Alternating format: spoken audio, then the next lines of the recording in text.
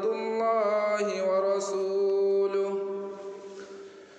أما بعد فقد قال الله تعالى في كلامه المجيد أعوذ بالله من الشيطان الرجيم بسم الله الرحمن الرحيم ومن أحسن قولا ممن دعا إلى الله وعمل صالحا وقال إنني من المسلمين صدق الله المولانا العظيم وصدق رسوله النبي الأمي الكريم ونحن على ذلك لمن الشاهدين والشاكرين والحمد لله رب العالمين اللهم صل على محمد وعلى آل محمد كما صليت على إبراهيم وعلى آل إبراهيم إنك حميد مجيد اللهم بارك على محمد وعلى آل محمد كما باركت على إبراهيم وعلى آل إبراهيم إنك حميد مجيد سبحانك لا علم لنا إلا ما علمتنا إنك أنت العليم الحكيم الحمد لله মহান রব্বুল আলামিনের দরবারে লাখো কোটি শুকর যে মহান রব্বুল আলামিন পবিত্র জুমার দিন জুমার নামাজ আদায়ের উদ্দেশ্যে আমাকে আপনাকে সকলকে আল্লাহর ঘর মসজিদে আসার এবং বসার তৌফিক দান করেছেন সে মহান মুনিবের দরবারে আমরা অন্তঃস্থল থেকে কালিমাতুশ শুকর আদায় করে সকলে বলি আলহামদুলিল্লাহ। সম্মানিত মুসল্লিয়ানে কেরাম, আলোচনা চলছিল আমাদের নামাজের ফজিলত নিয়ে। বিগত জুমার মধ্যে আমরা নামাজের কয়েকটি ফজিলত আলোচনা করেছি। এই জুমার মধ্যেও আমরা তারই ধারাবাহিকতায় আরো কিছু নামাজের ফজিলত বর্ণনা করব। যে নামাজ আমরা পড়তেছি আল্লাহ প্রদত্ত একটা বিধান। একজন মানুষ মুসলমান হওয়ার পরে, ঈমান আনার পরে সর্বপ্রথম যে কাজ সেটা হলো নামাজ। নামাজ যদি আমাদের ঠিক হয়ে যায় তাহলে আল্লাহ এবং আল্লাহর রসুলের কথা যদি সত্য হয়ে থাকে তাহলে তার সমস্ত কাজ ঠিক হয়ে যাবে। যার নামাজ ঠিক তার সব ঠিক। এই জন্যই আসলে নামাজ নিয়ে এত আলোচনা করা অথবা নামাজের এত ফজিলত গুরুত্ব বর্ণনা করা। কারণ আমাদের যত ইবাদত আল্লাহ প্রদত্ত, আল্লাহ রসুল প্রদত্ত যত ইবাদত আছে, সমস্ত ইবাদতের ক্ষেত্রে সর্ব উৎকৃষ্ট এবং সর্বশ্রেষ্ঠ ইবাদত হলো নামাজ। এই জন্য নামাজ নিয়ে অন্যান্য ইসলামের বিধিবিধানের তুলনায় আলোচনা একটু বেশি হওয়া দরকার কিনা? দরকার। এবং যদি আমরা লক্ষ্য করি অন্যান্য বিধান, কিছু কিছু নামাজ আমাদের বিধান আছে যেগুলো প্রতিদিন পালন করতে হয় না। যেমন রোজা ইসলামের অন্যতম একটি বিধান, প্রতিদিন আদায় করতে হয়, পালন করতে হয়, হয় না। যাকাত ইসলামের গুরুত্বপূর্ণ একটি ফরজ বিধান, প্রতিদিন আদায় করতে হয়, হয় না। হজ করা এটাও ইসলামের গুরুত্বপূর্ণ একটি বিধান, কিন্তু এই হজও প্রতিদিন আদায় করতে হয় না, চাইলে করতেও পারবেন না। কারণ হজ করতে হলে 10 জিলহজ হতে হবে। তো সেই ক্ষেত্রে যেহেতু নামাজ এমন একটা ইবাদত যে ইবাদত আপনাকে প্রতিদিন করতে হবে, সপ্তাহে 7 দিন, মাসে 30 দিন, বছরে 360 দিন কিংবা 65 দিন, যাই বলেন না কেন, আপনাকে নামাজ পড়তেই হবে। শুধু নামাজ পড়লেই হবে না, দৈনিক 5 ওয়াক্তই পড়তে হবে। তাহলে অন্যান্য ইবাদত তুলনায় নামাজ এটা যেহেতু প্রতিনিয়ত করতে হয়, বেশি আদায় করতে হয়, সুতরাং নামাজের আলোচনাও কি করতে হবে? বেশি বেশি করে করতে হবে। এখন যদি নামাজের ফজিলত এবং গুরুত্ব যদি আমাদের বুঝে আসে প্রকৃতপক্ষে যদি আমি অন্তর দিয়ে অনুধাবন করতে পারি, তাহলে অ্যাজ এ মুসলমান আমি বলতে পারি ইনশাআল্লাহ নামাজের প্রতি আমার আগ্রহ বাড়বে। এখন যদি আমি নামাজ 2-1 ওয়াক্ত মসজিদে এসে পড়ি, ওই সময় দেখা যাবে যে 5 ওয়াক্ত নামাজ কিভাবে মসজিদে এসে আমি আদায় করতে পারি, ওই প্রসেসটা আমার মধ্যে তৈরি হবে। এই জন্য একটু নামাজের ফজিলত নিয়ে আলোচনা করা।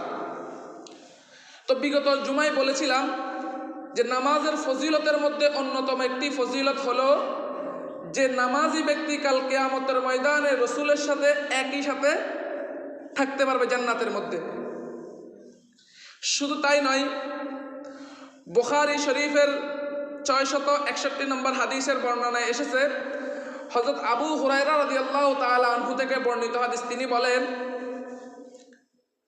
যে নামাজি ব্যক্তি যতবার মসজিদে আসা যাওয়া করবে, প্রত্যেকবার আল্লাহ পাক রব্বুল আলামিন তার জন্য জান্নাতের মধ্যে মেহমানদারির ব্যবস্থা করবে। তাহলে এখন আমরা যারা এসেছি, আমরা সবাই কি আল্লাহর মেহমান? কার মেহমান? আল্লাহর মেহমান।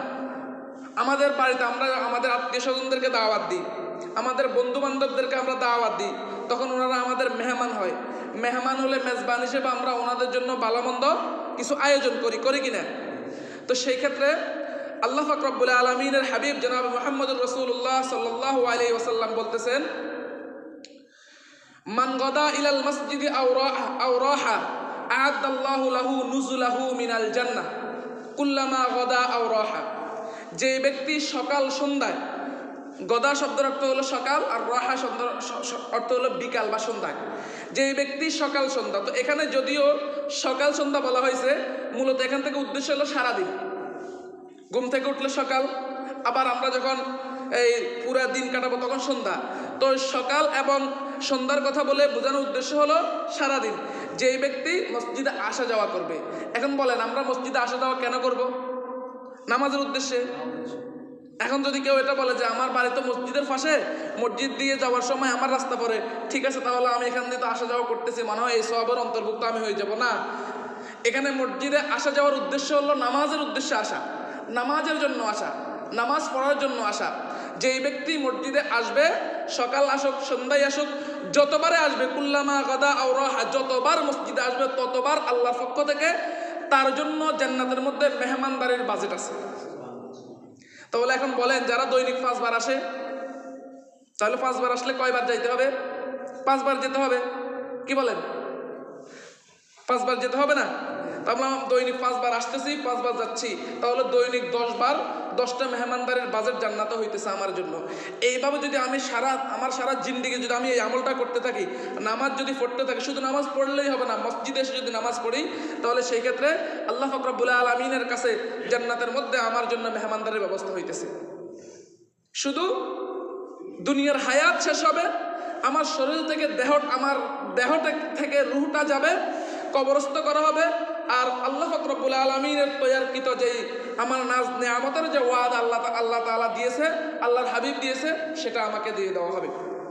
এই জন্য আমরা মসজিদে এসে নামাজ পড়ার চেষ্টা করব। এরপর আরেক হাদিসের মধ্যে বিশ্বনবী জনাব মুহাম্মদুর রাসূলুল্লাহ সাল্লাল্লাহু আলাইহি ওয়াসাল্লাম বলতেছেন যে কোনো ব্যক্তি যদি মসজিদে নামাজ পড়তে আসে, নামাজ পড়তে আসার পরে পরবর্তী আরেকটা নামাজের ওয়াক্ত আসার আগ পর্যন্ত ওই ব্যক্তির মধ্যবর্তী যদি কোনো সগীরা গুনাহ হয়ে থাকে, সমস্ত গুনাহ আল্লাহ পাক রব্বুল আলামিন মাফ করে দেন। নামাজ পড়ার পরে মসজিদে যতক্ষণ থাকি আমরা, ততক্ষণ পর্যন্ত আমাদের মন মানসিকতা একটু ভালো থাকে, কিন্তু মসজিদ থেকে বের হওয়ার পরে আমার মনের অবস্থা কি হয়?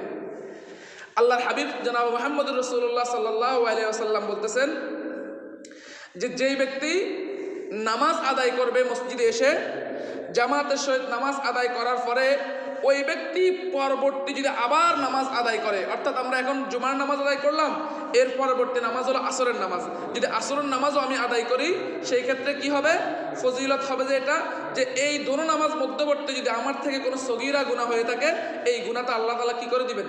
মাফ করে দিবেন। তাহলে এটা অনেক বড় একটা ফজিলত। তো যে ব্যক্তি নামাজ পড়বে না, সে এই ফজিলতটাও পাবে না। সগীরা গুনাহ তো আসলে অনেক সময় আমাদের অসতর্কতার কারণে হয়। কবিরা গুনাহ ইচ্ছাকৃত করে, কিন্তু সগীরা গুনাহ দেখা যায় অনেক সময় অনিচ্ছাই হয়ে যায়। গুনাহ তো গুনাহ, কি বলেন, মদ খাওয়া গুনাহ, কেউ যদি ইচ্ছা করে খায় তাও গুনাহ হবে, যদি অনিচ্ছায় খায় ভুলে ফানি মনে করে খেয়ে ফেলে গুনাহ হবে না? হবে। কারণ আল্লাহ তোমাকে বিবেক দিয়েছে। তো তুমি মদও চিনো না, পানিও চিনো না, তুমি কেমন মানুষ? এই জন্য এই কথা বলার সুযোগ নাই যে ভুলে করে ফেলছি, না, আল্লাহ আপনাকে বিবেক দিয়েছে। এই কারণেই তো নাবালেগ শিশুর কোনো হিসাব নিকাশ নাই। যে ছেলেটা, যে মেয়েটা এখনো বালেগ হয় নাই, তার কি কোনো হিসাব নিকাশ আছে? নাই, কারণ তার আকল, তার মেধা পরিপূর্ণ হয় নাই। এই জন্য আল্লাহ তাকে জিজ্ঞেস করবেন না। আর আমরা যারা আছি, আমাদেরকে আল্লাহ পাক রব্বুল আলামিন জিজ্ঞেস করবেন। জিজ্ঞাসিত আমরা হব কেন? কারণ আমাদের মেধা, আমাদের বিবেক বুদ্ধি স্বয়ং সম্পূর্ণ। বালেগ হওয়ার সাথে সাথে আমাদের মেধা, আমাদের বিবেক বুদ্ধি কি হয়ে গেছে? স্বয়ং সম্পূর্ণ হয়ে গেছে। বিদায় কাল কিয়ামতের ময়দানে আমাদেরকে জিজ্ঞেস করা হবে। এই জন্য আল্লাহর হাবিব বলছেন, হাসিবু ক্বাবলা আন তুহাসাবু। আল্লাহ পাক রব্বুল আলামিনের কাছে গিয়ে হিসাব দেওয়ার আগে নিজে নিজে হিসাব করে দেখো, তোমার জীবনের মধ্যে আল্লাহ পাক রব্বুল আলামিন যে হায়াতের 60 বছর 70 বছর যে জীবন তোমাকে দান করেছেন, এই জীবনের মধ্যে তুমি কিভাবে ব্যয় করছো? আল্লাহর রাস্তায় কতটুকু সময় ব্যয় করছো? ব্যক্তিগত জীবনে কতটুকু সময় ব্যয় করছো? হালাল হারাম মেনে চলেছো কিনা? আল্লাহর পথে মানুষকে দাওয়াত দিয়েছো কিনা? মানুষকে দ্বীনের কথা বলেছো কিনা? এগুলা হিসাব করা হবে। সকালবেলা ফজর নামাজ পড়ার পর তুমি কোথায় যাচ্ছ, কি করতেছ, মানুষের সাথে আচরণ কেমন করতেছ, এই সবগুলো একটা মুমিনের সব কিছু হিসাব নিকাশ করা হবে।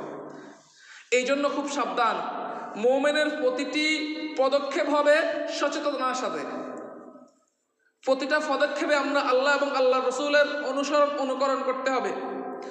আল্লাহ রসুল যেভাবে আমাদেরকে বলছেন সেভাবেই করতে হবে, এর বাইরে যাওয়ার কোনো সুযোগ নাই। দুনিয়ার মধ্যে আপনার সাহস শক্তি আছে বিদায় হয়তো করলেন, যেহেতু দুনিয়া পরীক্ষার হল, পরীক্ষার হলের মধ্যে বিচার ফলাফলও দেয় না, পরিপূর্ণ বিচারও হয় না। তো যেহেতু দুনিয়াটা পরীক্ষার হল, সেই জন্য হয়তো আপনি করে ফেলতে পারবেন। পরীক্ষার হলের মধ্যে যখন এই টিচার বা শিক্ষক যখন আমাকে উত্তরপত্রের জন্য একটা সাদা কাগজ দিবে, আমি সেখানে যা মন চাই তা লিখতে পারবো। কেউ আমাকে বাধা দিতে পারবে? বাধা দিতে পারবে না। স্বয়ং ওস্তাদ যদি দেখেও ওনার ওই সময় কিছু বলার অত একটা রাইট নেই। পরবর্তীতে যখন আমি এটা জমা দিয়ে দিব, তো জমা দেওয়ার পরে ওটা নিয়ে হিসাব নিকাশ হবে, জিজ্ঞাসা করা হবে যে তুমি এটা কেন লিখছো, এটা তো পরীক্ষায় আসে নাই। আর যদি বেয়াদবিমূলক কোনো কথা লেগে, তাহলে সেটার জন্য আমার অভিভাবককে নিয়েও জিজ্ঞাসাবাদ করবে যে আপনার ছেলে, আপনার ছাত্র বেয়াদব, একটা লিখতে বলছি সে সেটা তো লেখেই না, সারাদিন পড়ালেখা করে না, টোটো কোম্পানির ম্যানেজারই করে, আর এখন পরীক্ষার মধ্যে এসে উত্তরপত্রের মধ্যে যা মন চায় তা লিখে দিছে। মানবে কেউ? ঠিক তেমনি ভাবে যেহেতু দুনিয়া এটা পরীক্ষার হল, কাল কিয়ামতের ময়দানে যখন আমাদের আমলনামা যখন আমাদের সামনে আসবে, তখন খাতাটা যখন এইভাবে খুলবে, তখন দেখতে পাবো যে আমরা দুনিয়ার মধ্যে কি কাজ করেছি, ভালো করেছি না মন্দ করেছি। তখন আমাদের বিচার হবে কোটি কোটি উম্মতের সামনে, কোটি কোটি লক্ষ মানুষের সামনে আমাদের বিচার হবে। কত লজ্জার বিষয়! একটুই যদি আমরা চিন্তা করি, দুনিয়ার মধ্যে সচেতনতার অভাব। বারবার বলা হচ্ছে ওয়াজ মাহফিল তো আমাদের এইদিকে কম হচ্ছে না, প্রতি সপ্তাহে শীতকাল আসলে বিশেষ করে বেশি হয়। আর এখন তো ওয়াজ মাহফিলের দরকার নয়, সবার পকেটে পকেটে মোবাইল চলে আসছে। এখন আমাদের একটা জিনিসের অভাব, সেটা হলো ইখলাস, খুলুসিয়ত। যদি আমরা ইখলাসের সহিত কাজ করি, তাহলে অবশ্যই আমরা এটার ফলাফল পাবো। ঘুমাইতেছি, ঘুমানোর জন্য গেছি, আমার ঘুম আসতেছে না, মোবাইল নিয়ে আমি অন্য কোনো কাজ না করি, অন্তত পক্ষে একটা আলোচনা শুনি অথবা কোরআন তেলাওয়াত, যারা আমরা পারি না, সুন্দর সুন্দর কণ্ঠের অধিকারী ভালো ভালো বড় বড় কারীদের কেরাত এখন শুধু আপনি বলবেন। যারা লিখতে পারেন না তাদের জন্য ভয়েস সিস্টেম চালু আছে, আপনি ভয়েস করে দেন, সুন্দর সুন্দর কেরাত চলে আসবে, শুনেন, কেরাত পড়তে পড়তে ঘুমান, শুনতে শুনতে ঘুমান, সব তো আপনি পাইতেছেনই, পাশাপাশি গুনাহ থেকে বাঁচতেছেন। তো বলতেছিলাম, নামাজ পরবর্তী সময়ে আমরা যে টুকটাক সগীরা গুনাহ যদি আমরা করে থাকি কখনো, ইচ্ছাই হোক অনিচ্ছাই হোক, পরবর্তী নামাজের কারণে আমার এই সমস্ত গুনাহগুলো কি হয়ে যাবে? মাফ হয়ে যাবে। এরপরে আরেক হাদিসের মধ্যে বিশ্বনবী জনাব মুহাম্মদুর রাসূলুল্লাহ সাল্লাল্লাহু আলাইহি ওয়াসাল্লাম বলতেছেন, এটাও বুখারী শরীফের হাদিস, 666 নম্বর হাদিস, 666 বুখারী শরীফের হাদিস, আবু হুরায়রা রাদিয়াল্লাহু তাআলা আনহু থেকে বর্ণিত।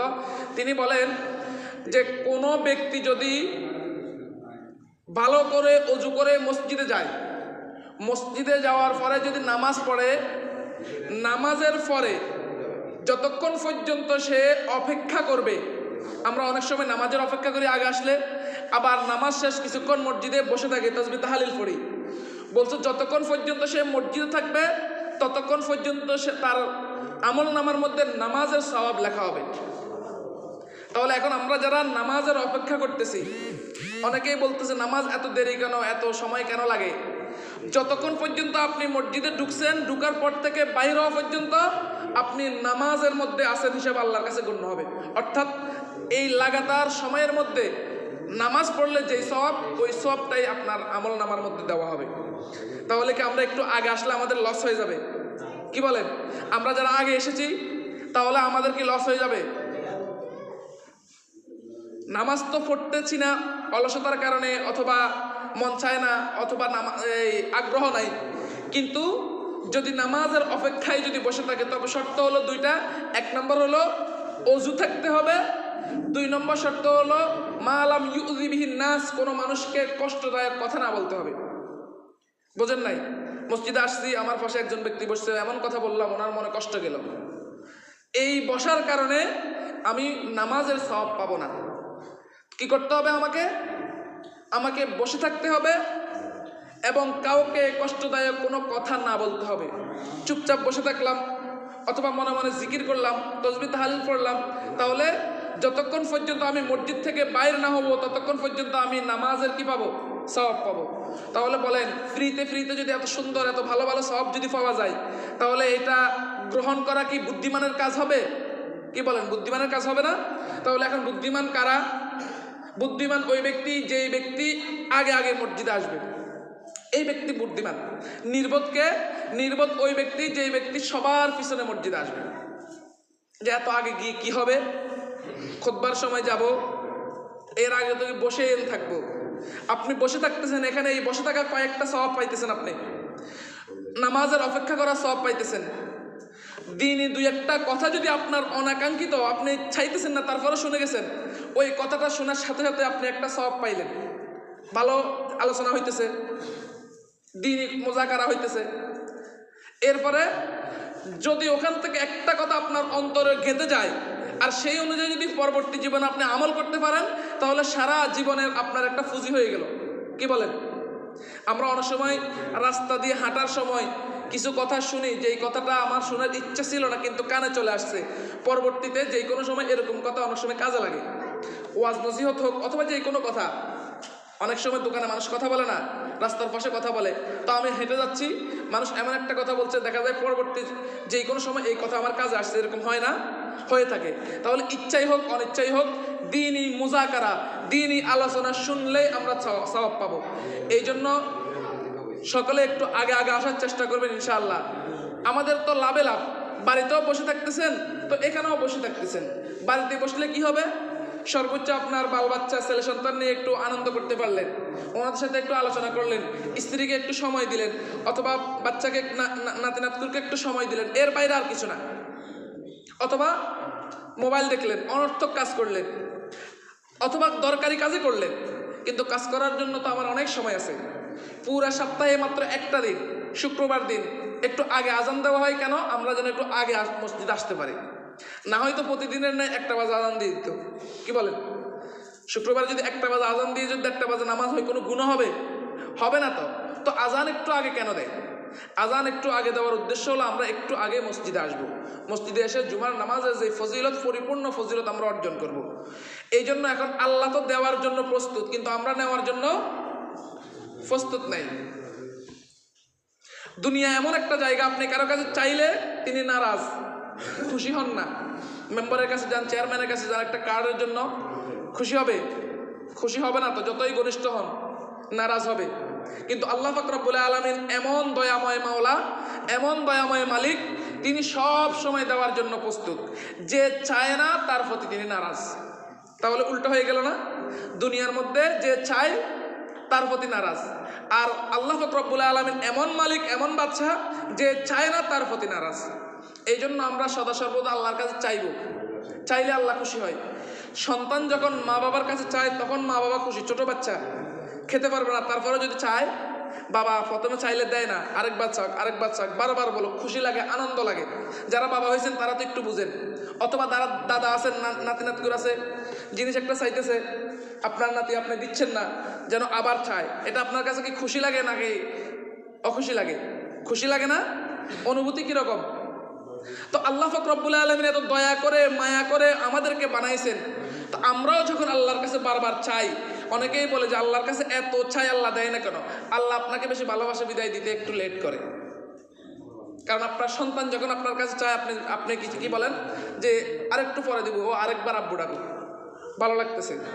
তো আল্লাহ পাক রব্বুল আলামিন আপনাকে ভালোবাসা বিদায় হয়তো একটু লেট করতেছে, আপনার ডাক আল্লাহর কাছে পছন্দ হচ্ছে, আল্লাহর কাছে ভালো লাগতেছে, আল্লাহ চায় আপনি আল্লাহকে ডাকেন, এই জন্য আল্লাহ একটু লেট করে। তার মানে এই নয় যে আল্লাহ আপনাকে মহব্বত করে না।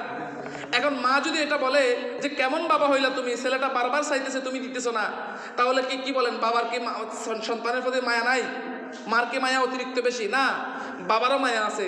তবে বাবা চাইতেছে যে আমার সন্তান আমাকে আরেকবার ডাকুক, আমার সন্তানের ডাক আমার কাছে খুব মজা লাগে, আমার নাতির দাদা ডাক আমার কাছে মজা লাগে, আমার নাতির নানা ডাক আমার কাছে মজা লাগে, ওরা আমার কাছে আরেকবার চাক, দিব, ওর জন্য এনেছি, ওকেই দিব।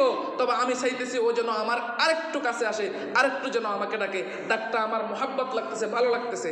ঠিক তেমনি ভাবে আল্লাহ পাক রব্বুল আলামিনের কাছে যখন আমরা দুই হাত তুলে চাই, আল্লাহ আমাদেরকে বারবার আমাদের কাছে এটাই চাই, বান্দা আরেকবার আমাকে ডাকো, বান্দা আরেকবার আমাকে ডাকো।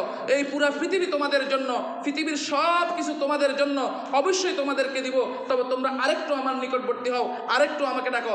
আমি রব্বুল আলামিন সমস্ত কিছু তোমাদের জন্য সৃষ্টি করেছি। এই জন্য আমরা বারবার আল্লাহকে ডাকবো। আল্লাহকে ডাকা আল্লাহ খুশি হয়। তো আল্লাহকে ডাকার সবচেয়ে উত্তম মাধ্যম হলো নামাজ। আপনি প্রতি ফরজ নামাজের পর আল্লাহর কাছে দোয়া করতে পারেন। দোয়া কবুলের অন্যতম একটা সময়, যে ফরজ নামাজ পড়লেন, নামাজের পর আপনি আল্লাহর কাছে দোয়া করলেন, এই সময়টা আল্লাহ দোয়া কবুল করেন। আমাদের তো সময় হয় না দোয়া করার মতো। মসজিদে আসেন, নামাজের পরে এক কোনায় বসে আপনি নিজে নিজে আপনার মনের যত অভিব্যক্তি আছে সবগুলো আল্লাহর কাছে প্রকাশ করেন, একা একা মুনাজাত করেন। সম্মিলিত মুনাজাতে অনেক সময় আপনার মনের ভাব প্রকাশ করতে পারেন না, অথবা আপনি একটা জিনিস চাইবেন, তার আগে ইমাম সাহেব বিরহমাতিকা ইয়া আরহামার রাহিমিন বলে ফেলছে, তখন আমরা কি করি? আমিও এমন করে ফেলি। এটা শর্ত না।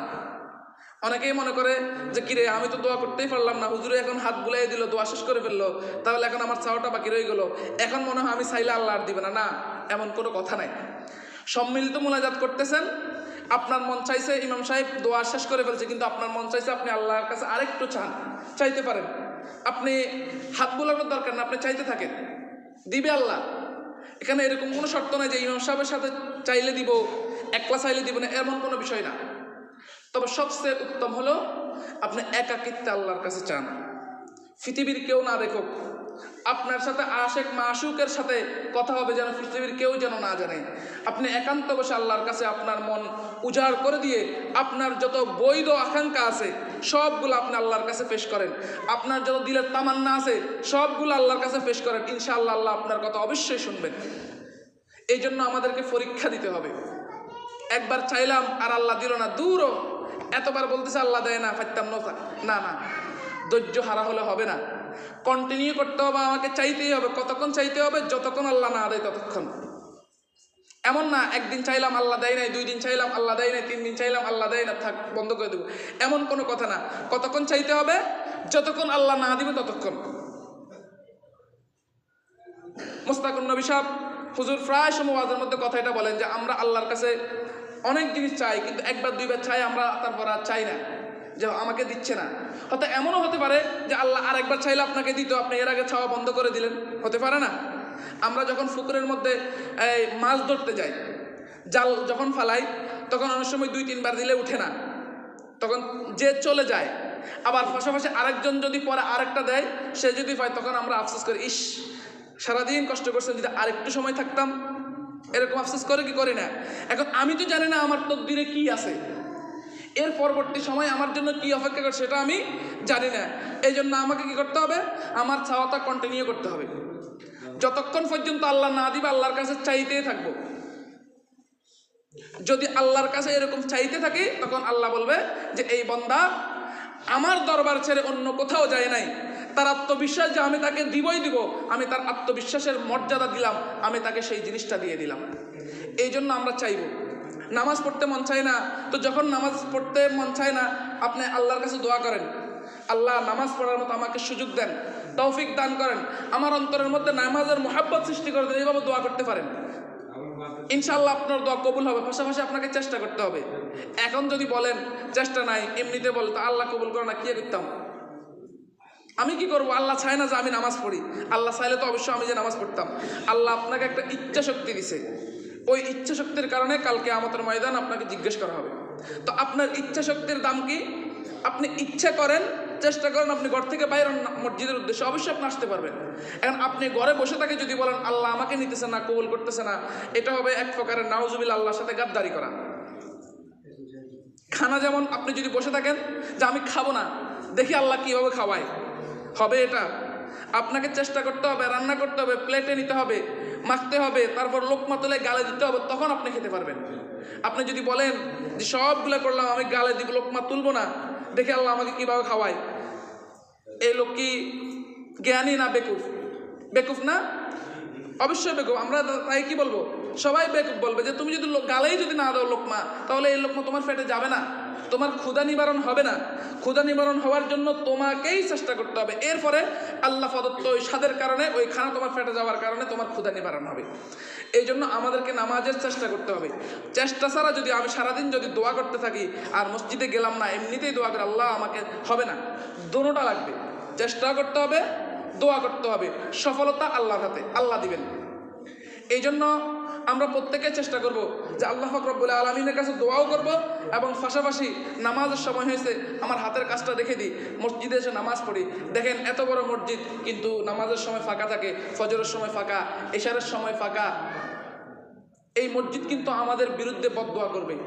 কালকে কিয়ামতের ময়দানে আমাদের বিরুদ্ধে কিন্তু এই মসজিদ সাক্ষী দিবে যে এই এলাকার মুসল্লিরা আমাকে আবাদ করে নাই।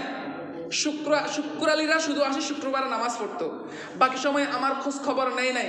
আমি একা একা নির্জনে নিবৃত্তে ছিলাম, এরা আমার খবর নেয় নাই। আমাদের জবাব দেওয়ার কোনো সুযোগ আছে? এই জন্য আল্লাহর ওয়াস্তে সারা জীবন যদি হুজুর আলোচনা করে কোনো লাভ হবে না। আমাকে আজকে সকালে এক ভাই বলতেছে যে হুজুর নামাজের কথা বলেন না। এখন যারা কন্টিনিউ, আমি আসার পরে যারা জুমার নামাজ পড়তেছেন, আপনারা তো জানেন যে প্রতি জুমাই বলতেছে, কিন্তু আমি না, আরো বড় আল্লাহর ওলি আসিয়ে বললেও যদি আমাদের ইচ্ছা শক্তি না জাগে, ওই যে বললাম যে আমি ঠিক হয়ে যাই, সব ঠিক হয়ে যাবে, সমাজ পরিবর্তন হয়ে যাবে। এখন আমি চাই কি যে আমি পরিবর্তন হব না, বাকি সমাজের সবাই পরিবর্তন হয়ে যাক। সম্ভব? কখনো সম্ভব না। পরিবর্তনটা নিচ থেকে হতে হবে। আমি পরিবর্তন হবো, আমার ফ্যামিলিকে পরিবর্তন করবো, তারপর সমাজ পরিবর্তন হবে। আর আপনি পরিবর্তন হইতেছেন না, আপনার সমাজ পরিবর্তন, ফ্যামিলি পরিবর্তন হোক, আপনি সেটা চান না, আপনি চাইতেছেন সমাজের সবাই পরিবর্তন হোক। এটা কোশ্চেন কালো সম্ভব না। এই জন্য পরিবর্তনটা শুরু হবে কার থেকে? আমার থেকে। পরিবর্তন কার থেকে শুরু হবে? আমার থেকে। যে আজকে থেকে আমি পরিবর্তন হয়ে যাব, আজকে থেকে আমার উঠা বসা, খাওয়া দাওয়া, হাঁটা চলা সব ইসলাম অনুযায়ী হবে। ইসলামের বাইরে আমি একটা কদমও দিব না। দেখবেন ইনশাআল্লাহ অল্প কয়েকদিনের মধ্যে আমাদের সমাজ পরিবর্তন হয়ে গেছে। কি বলেন? এর বাইরে আমাদের সমাজের আর কয়জন আছে? এখন আমরা সবাই যদি প্রতিজ্ঞাবদ্ধ হই, আজকে থেকে নামাজের সময় হলে আমি ঘরে বসে থাকবো না। মসজিদে কি মুসল্লির অভাব হবে? হবে? আপনারা মনে নারাজ, নামাজের কথা বলতেছি যে কারো মুখে কথাও বাইর হয় না, মানে হুজুরে এগুলা কেন বলে, বারবার নামাজ নামাজ কেন বলে? খারাপ লাগতেছে তো কথা বলেন না কেন? প্রত্যেকে কি এই ওয়াদা করতে পারি না যে ইনশাল্লাহ আজকে থেকে 5 ওয়াক্ত নামাজ আমরা আদায় করব? এই ওয়াদা আমরা করতে পারি না? তো তাহলে বলতেছেন না কেন? বলেন, প্রত্যেকেই বলেন যে আজকে থেকে 5 ওয়াক্ত নামাজ, আমার নামাজ আমি আদায় করব, অন্য কাউকে না, আমারটা আমি আদায় করব। দেখেন আসরের সময় পুরো মসজিদে জায়গা হয় কিনা? কিন্তু আমি ওটা চেষ্টা করতেছি না তো, শুধু 5 জনকে বলি কিরে বেটা নামাজ আইস টাকা।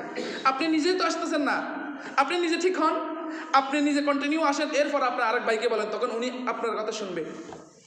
আপনি না আসে আরেকজনকে বলে আসে না কে, ও আসবে না তো। আগে নিজ থেকে পরিবর্তন হতে হবে। আল্লাহ পাক রব্বুল আলামিন বলতেছেন তোমরা মানুষকে সৎ পথের আদেশ করো, অথচ নিজেদের বেলায় তোমরা গাফেল। এটা কোশ্চেন কালো সম্ভব না। এই জন্য পরিবর্তন হবে কার থেকে? আমার থেকে নাকি আপনাদের থেকে? নিজ থেকে। আজকে থেকে আমি নামাজি হব, ইনশাল্লাহ আমার সমাজ নামাজি হয়ে যাবে। এই স্লোগান দিতে পারবো তো ইনশাল্লাহ? আমি নামাজি হব, আমার সমাজ কি হয়ে যাবে? নামাজি হয়ে যাবে। আমাদের সমাজ আর বেনামাজি বলতে থাকবে না। এই জন্য শুধু একটি কাজ করতে হবে, সেটা হলো কি? আমি মসজিদে এসে নামাজ পড়বো। এই কথা যদি প্রত্যেকেই বলেন, আসল সময় যদি প্রত্যেকেই যদি চলে আসেন নিজ দায়িত্বে, তাহলে কি কাউকে টাকা লাগবে? কমিটি গঠন করা লাগবে নামাজের জন্য, টাকার জন্য? মুসলিম সমাজে নামাজে ডাকতে যদি কমিটি করা লাগে, এর থেকে নির্লজ্জের বিষয়, এর থেকে শরমের বিষয়, লজ্জার বিষয় আমি মনে করি পৃথিবীতে আর হতেই পারে না। এই জন্য আমি মনে করি আজকে আপনাদের জন্য পরীক্ষা, দেখা যাবে ইনশাআল্লাহ আসরের নামাজে কে কে আসেন। আমি সবার চেহারা মার্ক করে রাখতেছি, কে কে বলছেন ওটাও আমি খেয়াল করছি। ইনশাআল্লাহ আসরের সময় দেখা হবে। যারা পাশের সমাজে আছেন, আপনারা যে কোনো জায়গায় নামাজ পড়লে আপনার হয়ে যাবে। বিষয়টা এমন না যে এখানে পড়তে হবে, কিন্তু আমাদের সমাজের যারা আছেন অন্তত 5 ওয়াক্ত নামাজ এখানে পড়েন, অথবা এই সমাজের যদি কোনো কাজ একান্ত না থাকে, কাজ মানে আমার ফেনী যাইতে হচ্ছে তো আমি যাব, ওখানে নামাজ পড়বো, কিন্তু বাড়িতে থাকার পরে কে আসছেন কে আসতেছেন না ওটা দেখা হবে ইনশাআল্লাহ। আল্লাহ পাক রব্বুল আলামিন আমাদের প্রত্যেককে 5 ওয়াক্ত নামাজ গুরুত্ব এবং ইহতিমামের সহিত আদায় করার তৌফিক দান করুক। আমিন। ওয়া আখিরু দাওয়ানা আলহামদুলিল্লাহি রাব্বিল আলামিন।